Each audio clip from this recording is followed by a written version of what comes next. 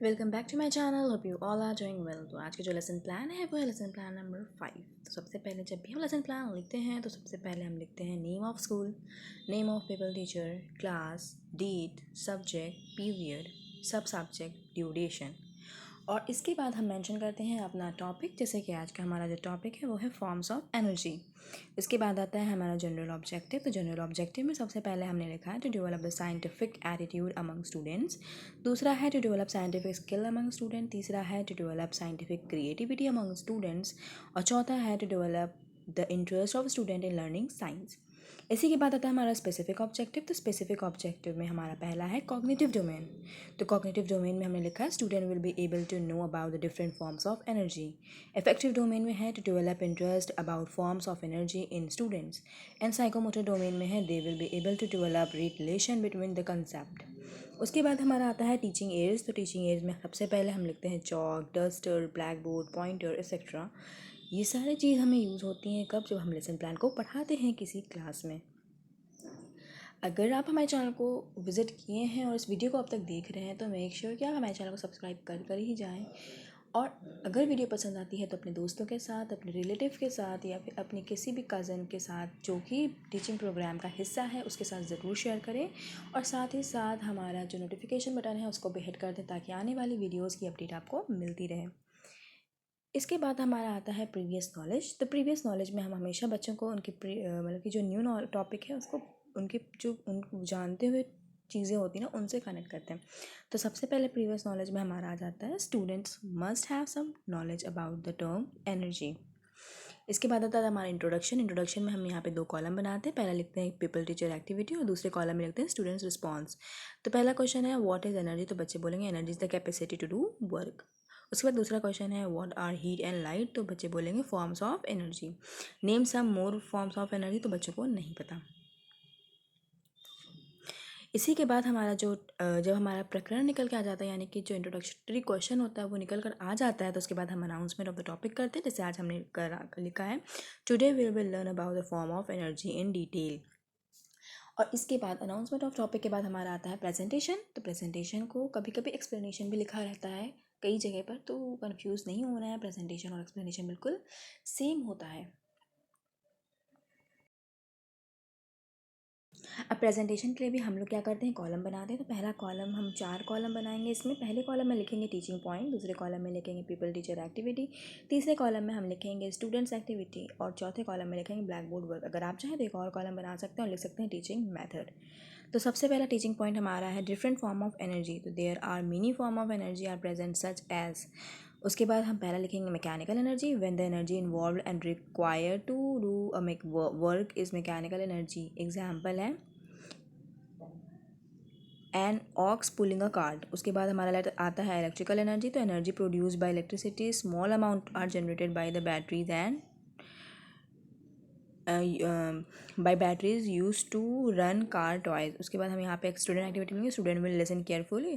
और black board पे हम लोग लिख सकते हैं example ox pulling a cart mechanical energy में।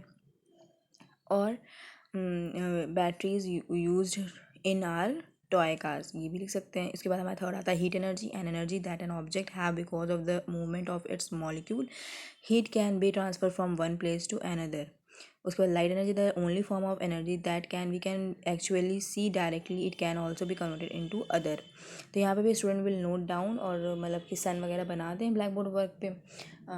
इसी तरीके से हमारा जो होगा वो पहला जो टॉपिक्स थे वो कंप्लीट हो जाएंगे। उसके बाद हमारा आएगा यहाँ पर लिखेंगे कि other forms of energy. Light stored in a green plant. तो लाइट कहाँ पे स्टोर होता है, वो ग्रीन प्लांट में स्टोर होते हैं। उसके बाद हमारा आ जाएगा एटॉमिक एनर्जी। तो एटॉमिक एनर्जी में हम लोग लिखते हैं the energy stored in atoms of a substance, this energy can be released by breaking atoms. उसके बाद हमारा फिफ्थ आ जाता है सॉरी सिक्स आ जाता है साउंड एनर्जी। तो साउंड एनर्जी हम लोग लिखते हैं when an object make a sound the air here it's vibrates. These vibrations travel through the air and reach our ears and vibrate our eardrum. तो इसी तरीके से हमारा जो है वो फिफ्थ सिक्स वाला भी कंप्लीट हो जाएगा। और यहाँ पर स्टूडेंट एक्टिविटी में हम लिखेंगे student will try to understand. और इसके बाद ब्लैक बोर्ड पर हम लोग चाहें तो साउंड एनर्जी में स्पीकर बना सकते हैं कि स्पीकर से भी क्या होता है, आवाज़ निकलती है, शोर होता है। उसके बाद डेवलपिंग क्वेश्चन में हम आ जाएगा what is the use of electricity. इस तरीके से हम डेवलपिंग क्वेश्चन भी बना सकते हैं। बहुत सारे क्वेश्चन हम बना सकते हैं। हर टॉपिक के बाद आप एक क्वेश्चन बना सकते हैं कि what is light energy, what is atomic energy, इस तरीके से आप बना सकते हैं। इसके बाद आ जाता है हमारा ब्लैक बोर्ड वर्क। तो ब्लैक बोर्ड वर्क में हमने सबसे पहले लिखा है फॉर्म्स ऑफ एनर्जी, जो हमारा हेडिंग है, जो मतलब टॉपिक है। उसके बाद हमने यहाँ पर छोटा छोटा लिखा है the use of light is it help us to see things around us, the different source of light are sun, tube light, etc. Electrical energy is generated by hydro powers। इस तरीके से हमने ब्लैक बोर्ड वर्क पे work किया है। Black board work हमेशा हमने बताया है कि ब्लैक चार्ट पेपर से बनाइए, ज़्यादा इफेक्टिव लगता है। अगर आप मतलब कि कॉलम बना के करते हैं तो भी इफेक्टिव है, लेकिन हाँ, अगर ब्लैक बोर्ड के लिए आप ब्लैक चार्ट पेपर का इस्तेमाल कर लेंगे तो वो ज़्यादा क्रिएटिव और इफेक्टिव लगता है।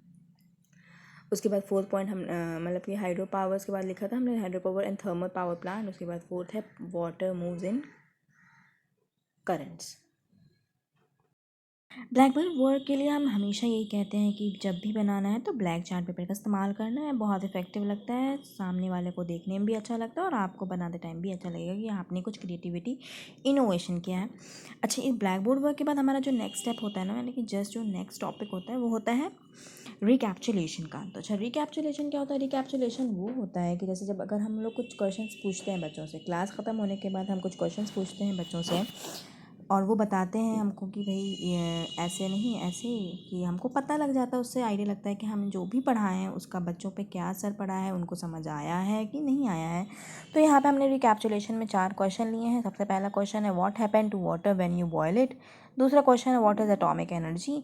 तीसरा क्वेश्चन है what are different forms of energy. और चौथा क्वेश्चन है what are energy and its different sources. तो ये सारे 4 क्वेश्चंस थे जो हमने रिकैप्चुलेशन में पूछे। बच्चे इसका आंसर करेंगे। अगर आंसर कर लेते हैं तो हमें ये लगेगा कि हाँ, हमने जो पढ़ाया है वो बच्चों को समझ में आया है। और अगर बच्चे आंसर नहीं कर पाते हैं तो हमको ये पता लगेगा कि बच्चों को हमारी बातें समझ में नहीं आई है। उसके बाद हमारा आता है होमवर्क। यहाँ पे होमवर्क हमने fill in the blanks form में किया है। पहला क्वेश्चन है energy is possessed by a raised object और मूविंग ऑब्जेक्ट। उसके बाद दूसरा है light is stored in the green plant in the form of dash energy. When the object make a sound the dash is it vibrates and dash energy is energy store inside atom of the substances. तो इस तरीके से हमारा जो question था वो complete हो जाएगा, होमवर्क वाला भी।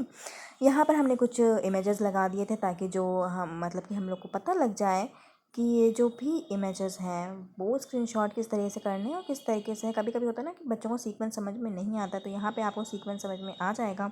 अगर आप चाहें तो यहाँ से स्क्रीनशॉट कर सकते हैं। अगर आपको नहीं दिक्कत हो रही है तो आप क्या कर सकते हैं कि हमारी वीडियो को पॉज करके भी स्क्रीनशॉट कर सकते हैं और जो हमारी वीडियो में चीज़ें लिखी हुई हैं, दी हुई हैं, उसको अच्छी तरीके से आप कर सकते हैं। क्योंकि ये बहुत ही अच्छी और मतलब प्रॉपर वे में हमने यहाँ पर एक लेसन प्लान बनाया हुआ है। आपको कहीं और जाने की ज़रूरत नहीं पड़ेगी। आपको जो भी चीज़ें चाहिए वो आपको एक ही जगह पर मिल जाएंगी। अगर आपको हमारी वीडियो पसंद आई है तो मेक श्योर कि आप हमारे चैनल को सब्सक्राइब कर दें, इस वीडियो को लाइक कर दें और अपने दोस्तों के साथ ज़रूर शेयर करें ताकि आने वाली वीडियो को, और हाँ, नोटिफिकेशन बटन भी ऑन करना बिल्कुल भी ना भूलें, क्योंकि अगर आने वाली वीडियोज़ की नोटिफिकेशन आप तक पहुँचेगी नहीं तो आपको पता कैसे लगेगा कि हमारी वीडियो अपलोड हो चुकी है। और अगर आप इंटरेस्टेड हैं तो आप हमारे चैनल पर जाकर के बायोलॉजी टीचिंग के भी 20 लेसन प्लान को चेक कर सकते हैं। हमने already 20 lesson plan biology teaching के अपलोड कर दिए हैं और आप उसे चेक कर सकते हैं। साइंस टीचिंग के भी 4 लेसन प्लान ऑलरेडी अपलोडेड हैं। ये 5वां लेसन प्लान है। तो अगर आप चाहें तो हमारे वीडियोज़ को चेकआउट कर सकते हैं। अगर आपके लिए ज़रा भी हेल्पफुल है तो मेक श्योर कि आप हमारे चैनल को सब्सक्राइब कर दें, इस वीडियो को लाइक कर दें, अपने दोस्तों के साथ ज़रूर शेयर करें। तब तक के लिए बाय बाय।